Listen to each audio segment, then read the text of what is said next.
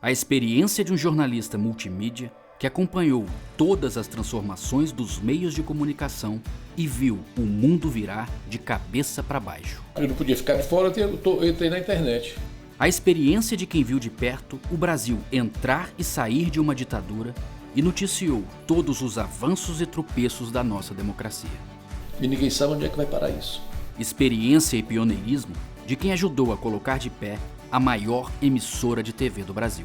O telejornalismo brasileiro começou realmente com a TV Globo. Que a Globo que tinha o equipamento sonoro, que tinha as Auricons, as máquinas, depois que chegou o vídeo. E no vídeo de hoje nós viemos até esse cenário paradisíaco para contar a história de uma das minhas grandes referências no telejornalismo, meu pai, Wilson Ibiapina. E eu começo com a pergunta: o que leva um jovem pobre do interior do Ceará a se tornar um dos mais influentes jornalistas do seu tempo? Eu sou curioso, gosto de contar histórias. Eu fico indignado quando você dá um papel para uma pessoa ler, o cara bota no bolso, depois eu vou ler. Eu leio na hora, eu não consigo guardar, não tenho essa paciência de... Eu quero saber logo o que é, como é que foi.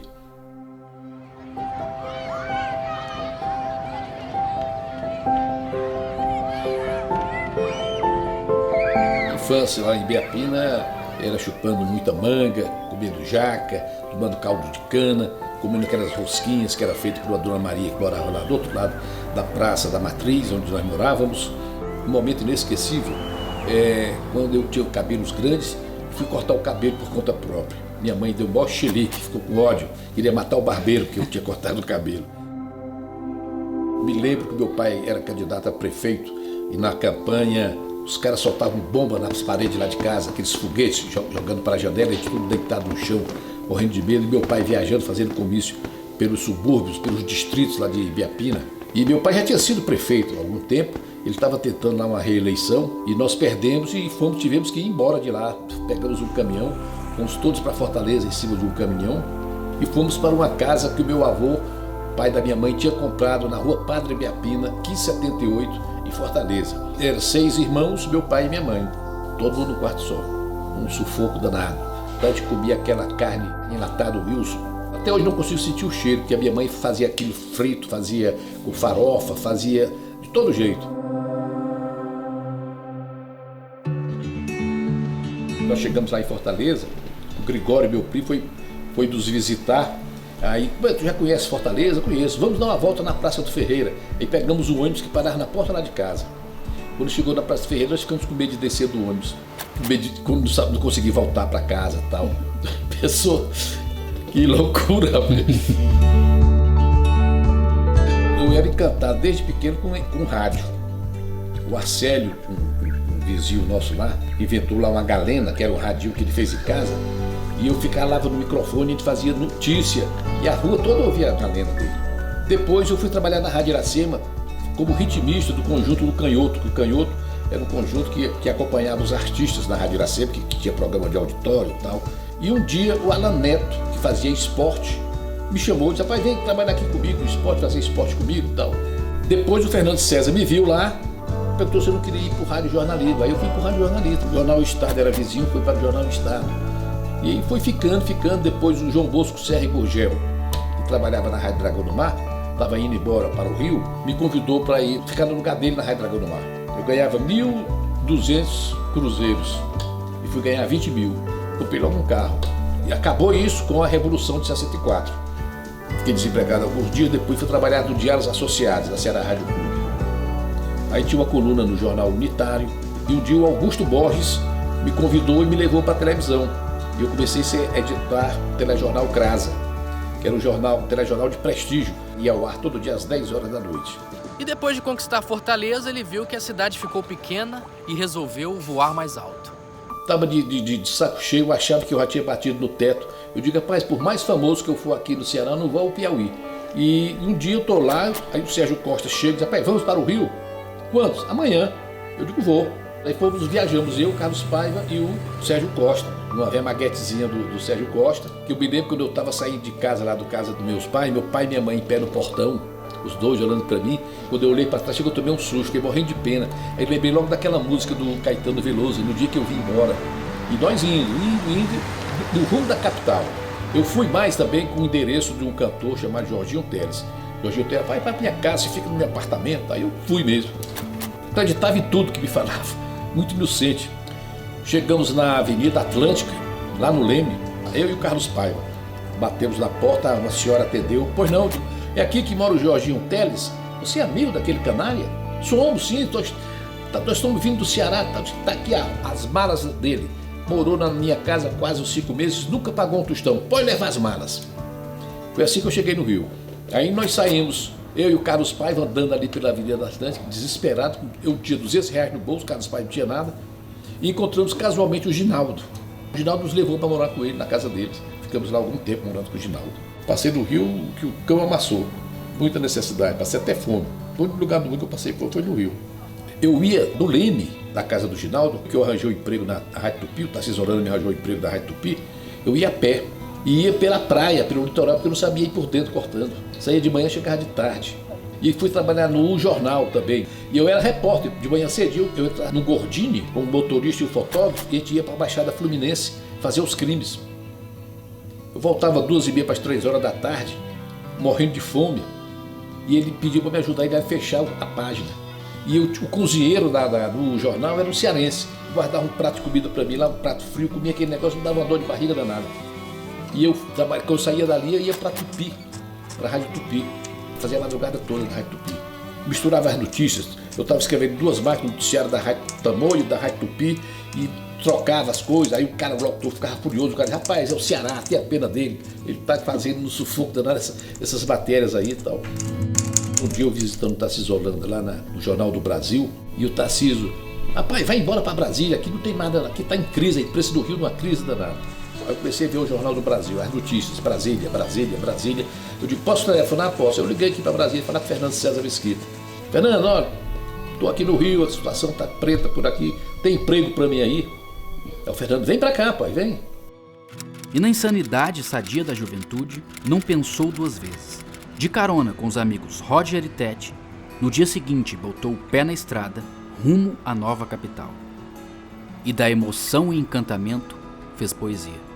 Dia 7 de setembro, 3 horas da tarde, no Fusquinha do Roger. Ruas largas, céu aberto, povo distante, era um vazio só. Placas de cimento armado do verde grama, do amarelo do chão, complementando a paisagem da cidade fabricada. Funcionários, todos acostumados. Mocinha não se via, estavam todas bem guardadas. Não há beco nem esquina, que saudade da docina que se refresca no mar. Foi assim que eu fui chegando aqui em Brasília, nos anos 70. Aí fui trabalhar na Calda Júnior, Correio do Povo de Porto Alegre, lá com Aldo Vinholes. Fiquei um tempo lá e depois fui para a TV Globo. Éramos 3 ou 4 pessoas só no jornalismo. Uma maquininha muda, que era o Evilásio Paraíso Carneiro que operava. E muito depois chegou o vídeo. Nos anos 70 e 80, que eu chamo os tempos heróicos do jornalismo da TV Globo, eu era chefe do Centro de Produção de Notícias da Globo Rio. E a gente chamava um grupo que tinha aqui na TV Globo de RDF. Era uma alusão à sigla Radiodifusão Francesa. Na verdade, era rabo de foguete. Quem que pegava o rabo de foguete na hora difícil? Eleição, ditadura, enchentes, secas, cobertura do Papa. Então eu falava com a Alice está na hora de ligar para o Ibiapina. Ele era rabo de foguete. Juntos nós enfrentamos muitas dificuldades políticas, crises, e com menos equipamento, muita garra, e ele sempre ficou na minha memória como um exemplo de batalhador, correto, trabalhador, um homem que dava plantão sorrindo, que viajava do sul a norte, eficiente, competente, bom caráter e bom companheiro. Uma festa ontem à noite no Rio celebrou os 35 anos do Jornal Nacional. Um encontro entre profissionais de diversas gerações que participam ou já participaram da equipe do programa de notícias de maior audiência do Brasil. Ali estavam alguns dos rostos mais conhecidos do Brasil. Outros você nunca viu na telinha. Todos na frente ou por trás das câmeras, responsáveis pela qualidade das notícias vistas toda noite por milhões de brasileiros. Cada um de nós botou um pouquinho de areia, um pouquinho de cimento, um pouquinho de tijolo para alicerçar essa fortaleza chamada Jornal Nacional. Desde o início, também um trabalho incansável na busca da informação. com uma bela cozinha, como a gente chama, a retaguarda, sem a qual não se tem grandes reportagens, com Wilson Ibiapina, Valdemar Pacheco e Toninho Drummond. Eles que já nos ensinavam a pautar as equipes. Toninho, aliás, foi um desbravador do Ministério Político na televisão. Pelo profissional José Wilson Ibiapina, eu devo declarar que eu tenho dívidas impagáveis. Foi com ele que eu comecei o meu aprendizado em televisão. O que eu não posso esquecer é que foi lá na TV Globo que eu conheci a Edilma Neiva, hoje Ibiapina. Essa menina chegou à redação da TV Globo pedindo para fazer um estágio. Ela era aluna da UNB, foi enviada lá à TV Globo pelo professor dela, o Pedro Jorge, que hoje é cineasta, e hoje ela está estagiando até hoje, 46 anos depois, e é a mãe dos nossos filhos, Fábio e a Flaminha. Quando o Jornal Nacional completou um ano, eu já estava por aqui. Naquele tempo eu era repórter, e no começo não precisava fazer vídeo. Depois veio a Edilma, e a gente tá junto até hoje. Eu espero que daqui a 15 anos a gente continue vivendo e trabalhando juntos na CGJ e no JN, não é, pessoal? É, você trabalha muito, né? Jornal Nacional Brasília. O Carlos Henrique de Almeida Santos inaugurou aqui em Brasília a emissora do SBT e me chamou para montar o telejornalismo. Passei pelo Ministério da Irrigação, onde trabalhei como assessor do ministro Vicente Fialho, fui assessor parlamentar do GDF, governo do Distrito Federal, passei pela TV Manchete, fui da TV Nacional, Rádio Nacional e estou hoje no Sistema Verdes Mares de Comunicação. Ibiapina é, antes de tudo, um homem de jornal. Isso é que ele foi e tem sido a vida inteira. E quando se trata de televisão, ele é, sem dúvida, o telejornalista mais completo que eu já vi em ação. Porque Ibiapina pauta, produz, entrevista, edita, apresenta, põe no ar. Além do que, tem o faro da notícia.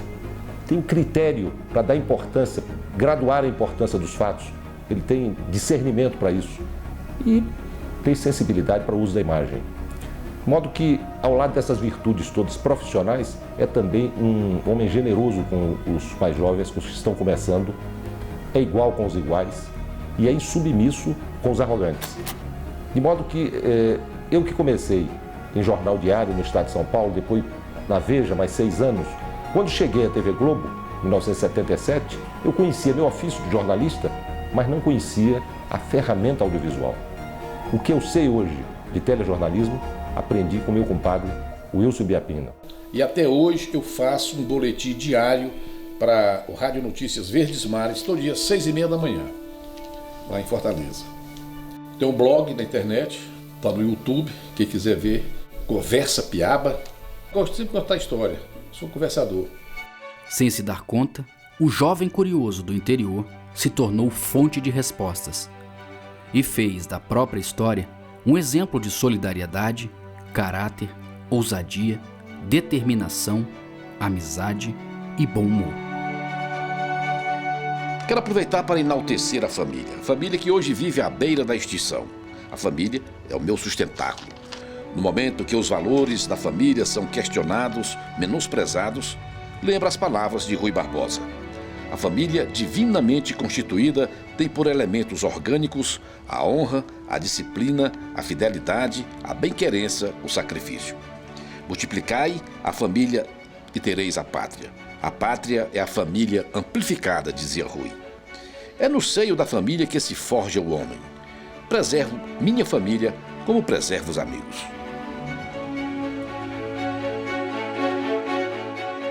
Homem, irmão e amigo dos seus amigos, homem profissional dos mais respeitados. Não poderia deixar nesse momento de trazer essa palavra do carinho e de quem tem o privilégio de tê-lo no rol dos amigos. É muito difícil falar do amigo, do cidadão, do companheiro, do pioneiro de Brasília, do homem Wilson Ibiapina. O Wilson é uma pessoa que está acima de tudo. É um amigo verdadeiro.